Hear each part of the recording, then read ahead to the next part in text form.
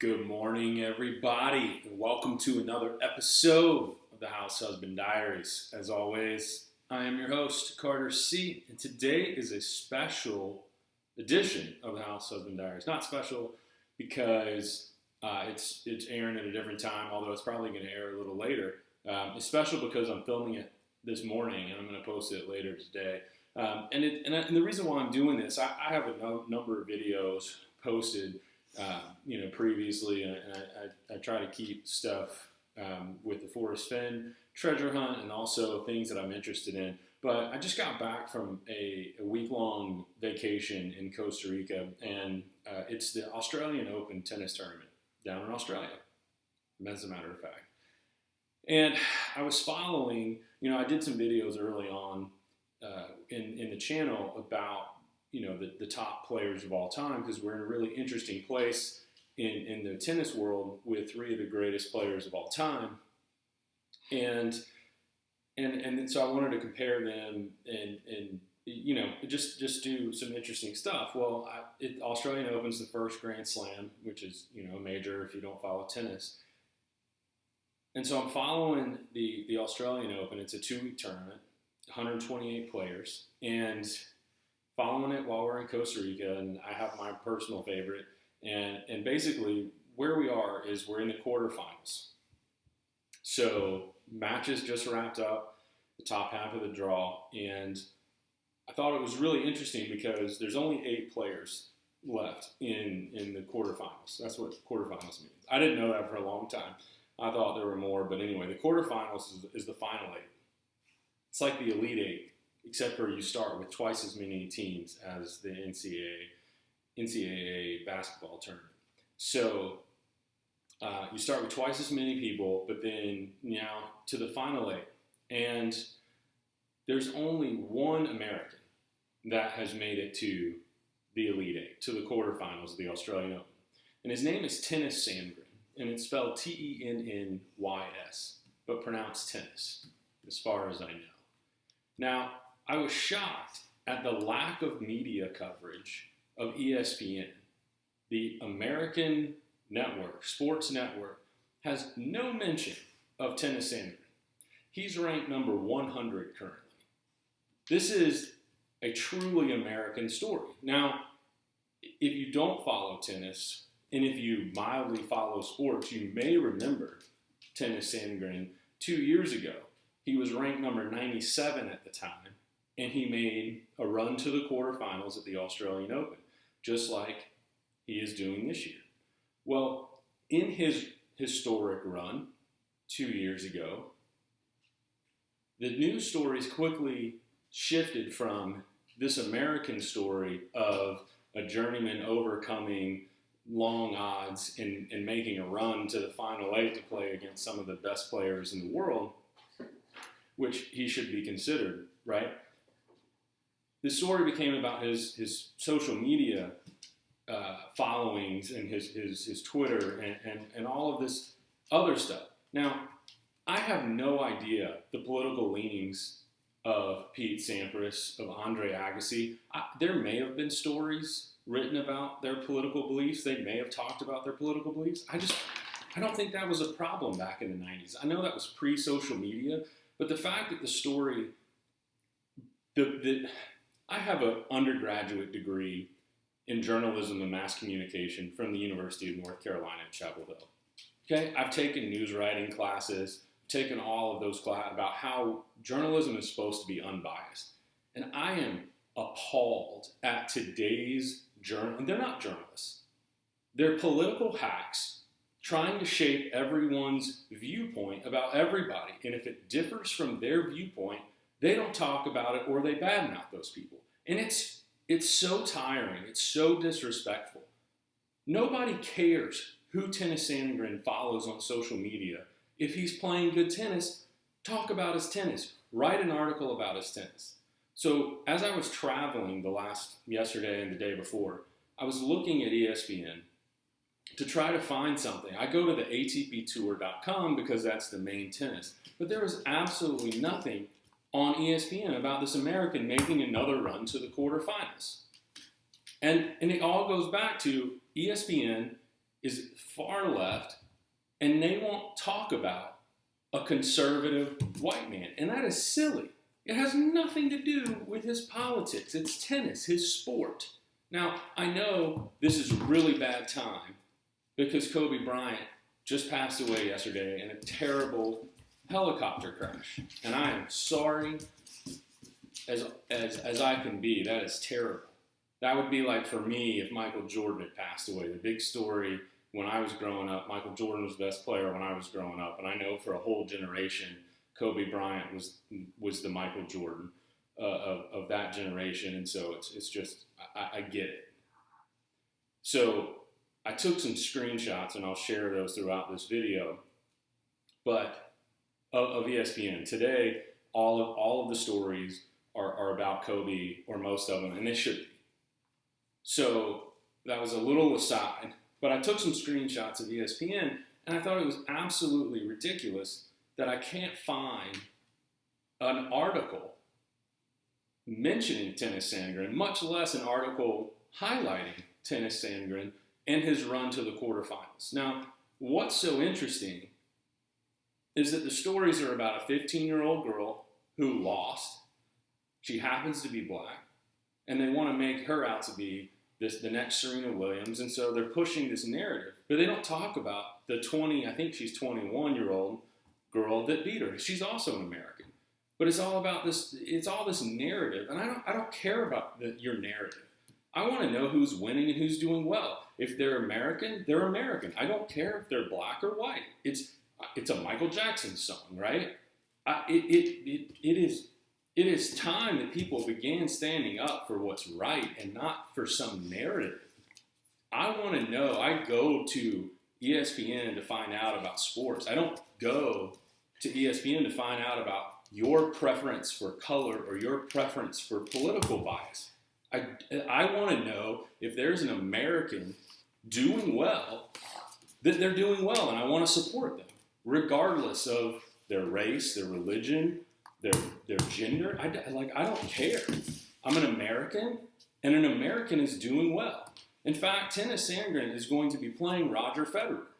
So what do we have? What are the news articles or video clips on ESPN? It's Roger Federer making, as somebody said, dad jokes about Tennys's name, which is, sure, it's funny and whatever, but there were only 2 mentions of Tennys Sandgren, and it was from Roger Federer's point of view.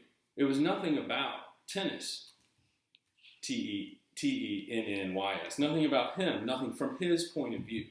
Now, if you're a journalist, you want his point of view. And actually, there was an article today on the ATP Tour website about tennis not taking these opportunities to play the greats of his sport. And he is so thankful.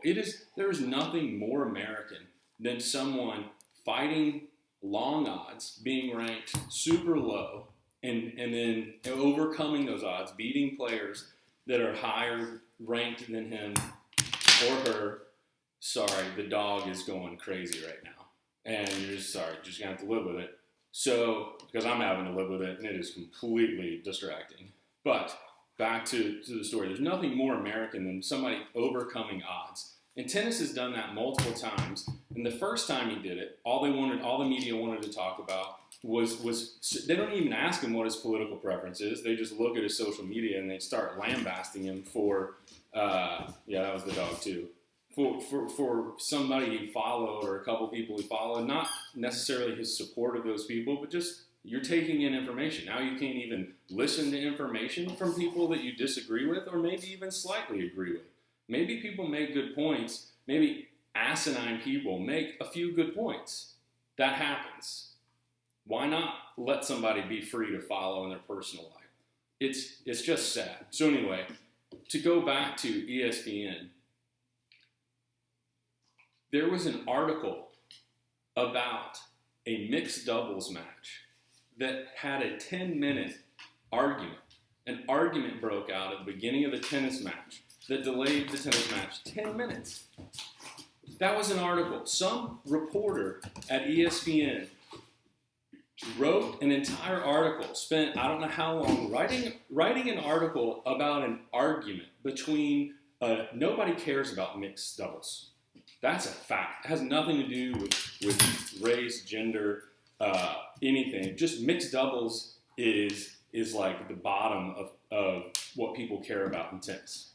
It's a nice event, what have you, but I don't think anybody knows who the number one mixed doubles team is in the world, and I don't know if they even play in all the tournaments. Nobody watches that. Nobody cares. But there was an article. Some ESPN employee took the time to write about a 10-minute argument in a mixed doubles match, but they couldn't find the time to write an article about the number 100 ranked tennis player in the world, the only American to make it to the quarterfinals.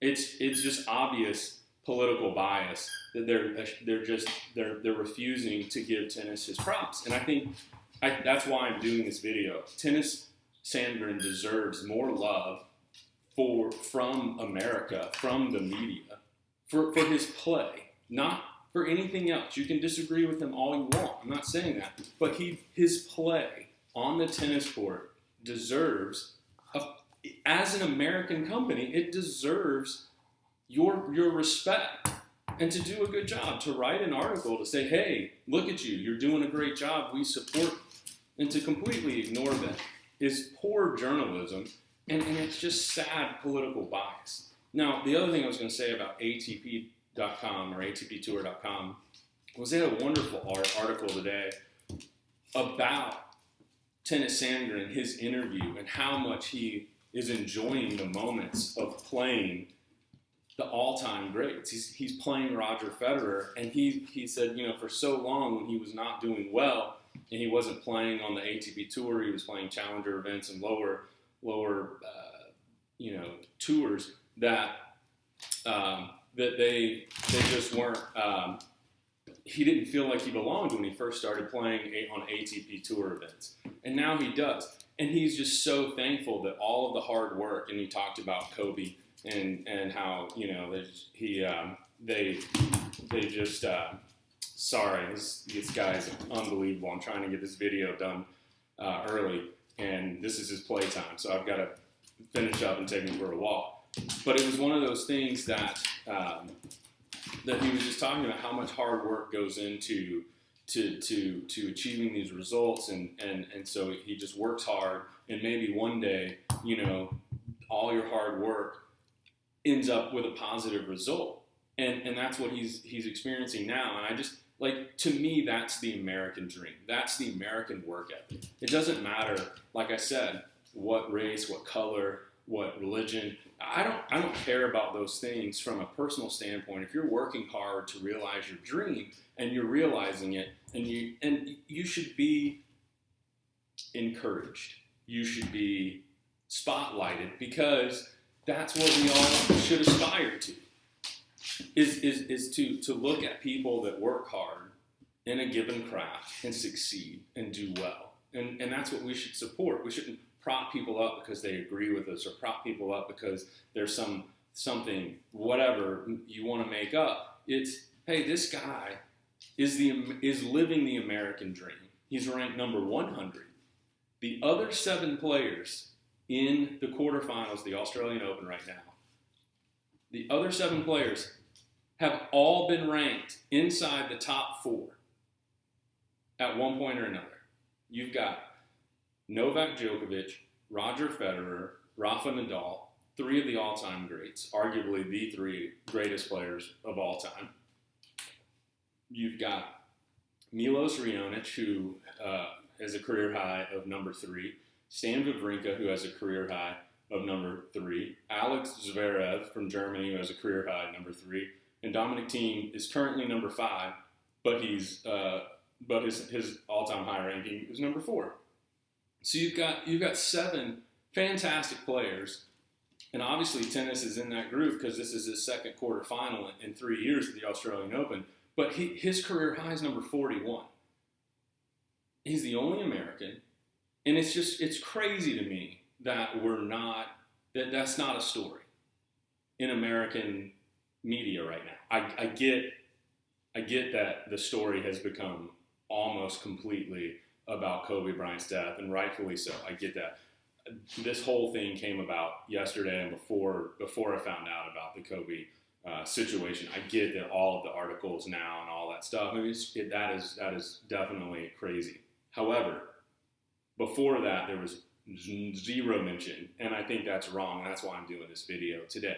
So, just to wrap up, I think as an American, as someone who enjoys sports, among other things, we have a journalism. There should be a responsibility to provide an unbiased view and an unbiased picture of the landscape of sports.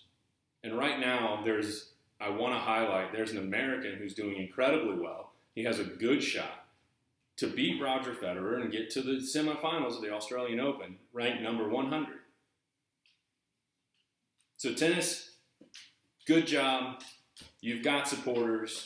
I know you don't care. You're not reading articles, but I just wanted you to know that there's people out here that are following, that are going to different websites to try to find news about your play, and we wish you the best. We just hope you knock them dead. I love watching Roger Federer play, but I would be so pumped if you could pull the upset and make it to the semifinals, your first semifinal. You've worked really hard. You're coming back from injury. That's the other thing I was going to mention, that he's coming back from a torn ligament in his toe, I believe. And how American is that, right?